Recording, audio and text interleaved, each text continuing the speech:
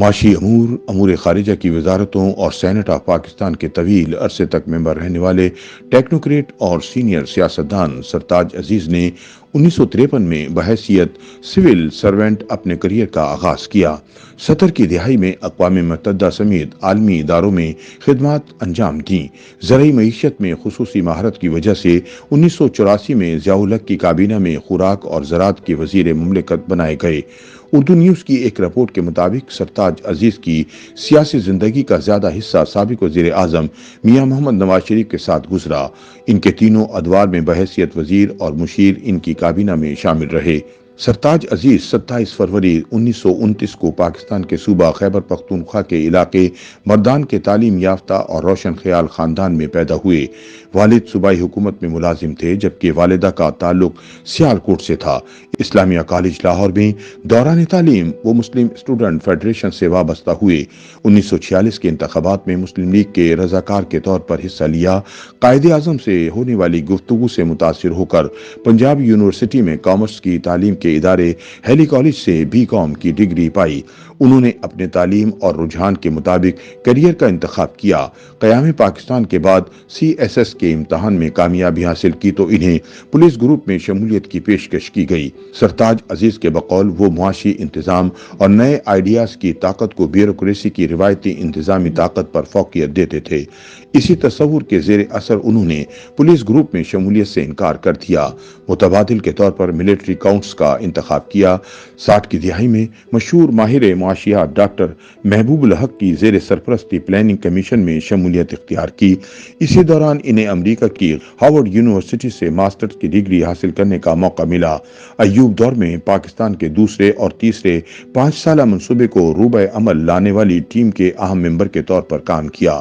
اقوام متحدہ کے ادارہ فوڈ اینڈ ایگریکلچر سمیت دیگر بین الاقوامی ترقیاتی اداروں میں خدمات کے وسیع تجربے نے سرتاج عزیز پر ضیاء الحق کی غیر منتخب کابینہ میں وزارت کا دروازہ کھول دیا۔ انہیں 1984 میں خوراک اور زراعت کا وزیر مملکت تعینات کیا گیا۔ سرتاج عزیز کی میاں محمد نواز شریف کے ساتھ پہلی ملاقات 1985 کے الیکشن کے بعد قومی اسمبلی کی اسپیکر گیلری میں ہوئی۔ سرتاج عزیز کو حیرت ہوئی کہ وہ ممبر قومی اسمبلی ہیں مگر حلف اٹھانے کے بجائے گیلری میں کیوں بیٹھے ہیں۔ وہ نواز شریف کی طرف گئے اور انہیں مخاطب کرتے ہوئے بے ساختہ بولے، کیا آپ پنجاب کے وزیر اعلیٰ بننے والے ہیں؟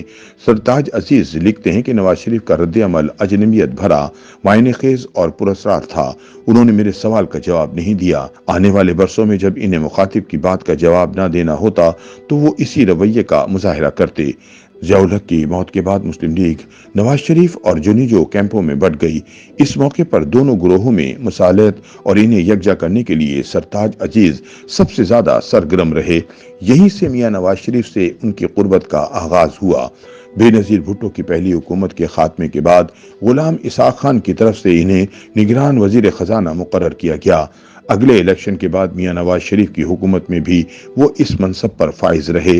سرتاج عزیز صدر پاکستان بننا چاہتے تھے لیکن ان کا یہ خواب ان کی زندگی میں پورا نہ ہو سکا۔ 15 دسمبر 1997 کو ہونے والی کابینہ کی خصوصی میٹنگ میں صدر فاروق لغاری کی رخصتی کے بعد جب نئے صدر کے نام کا اعلان کیا گیا تو سرتاج عزیز نے اس وقت کے وزیر اعظم میاں نواز شریف سے شکوہ کرتے ہوئے کہا تھا، ہم سب آپ کے فیصلوں کا احترام کرنے کے پابند ہیں مگر مجھے ایک چیز کی ہمیشہ خلش رہے گی کہ گزشتہ 12 برس سے پارٹی کے لیے ہر چیز کرنے کے باوجود میں آپ کا اعتماد حاصل کرنے میں کیوں کامیاب نہیں ہوا۔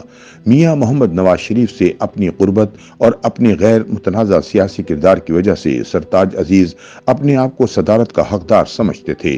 فاروق لغاری کی ایوان صدر سے رخصتی سے 6 ماہ قبل مسلم لیگ نون کی پارلیمانی پارٹی کے ایک اجلاس کے رودات بیان کرتے ہوئے سرتاج عزیز نے لکھا کہ اس میٹنگ میں یہ طے پایا کہ اگر نئے صدر کا انتخاب درپیش ہوا تو وہ اس کے سب سے مناسب اور موزوں امیدوار ہوں گے۔ اگلے دن تمام اخبارات نے اس کو رپورٹ کیا کہ سرتاج عزیز پاکستان کے اگلے صدر ہو سکتے ہیں۔ یہ ایک طرح سے فاروق لغاری کے لیے پیغام بھی تھا۔ فاروق لغاری کی ایوان صدر سے رخصتی کے بعد مسلم لیگ کے نمایاں رہنماؤں چودھری نثار علی خان، الہی بخش سومرو اور دیگر نے انہی کو صدارت کے لیے منتخب کرنے کی حمایت کی۔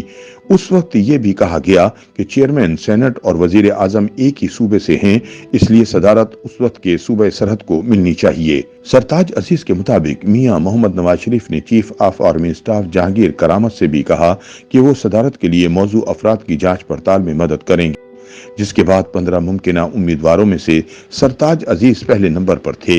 रफीक तारार का नाम सदारत के लिए सामने आने पर सरताज अजीज को भी हैरत हुई, जिस पर तबसरा करते हुए उनका कहना था कि शायद वजीर आजम निस्बतन गुमनाम और अपने मुकम्मल वफादार शख्स को ये मनसब सौंपना चाहते हैं। 2014 में नवाज शरीफ जब तीसरी बार वजीर आजम बने तो सरताज अजीज कौमी सलामती और इकनॉमिक अफेयर के लिए उनके मुशीर थे।